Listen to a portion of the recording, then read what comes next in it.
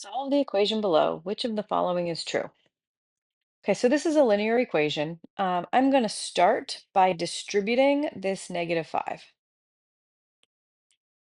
Okay, so I'm going to have -6x minus 6 minus 5x minus 5 equals -6x minus 2.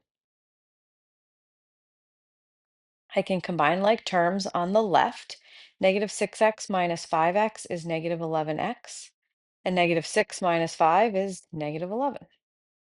Equals -6x minus 2. Okay, now I want all my x's on one side and all my non-x's on the other side. So I think maybe I'll add 11x to both sides. Okay, so I have -11 equals 5x minus 2.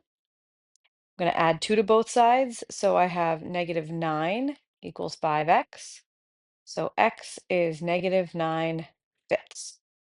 Now I have to look through my possible answers here.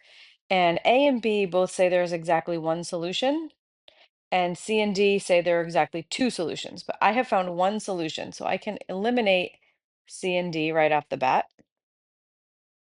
And then in A and B, I want to look in the list for -9 fifths.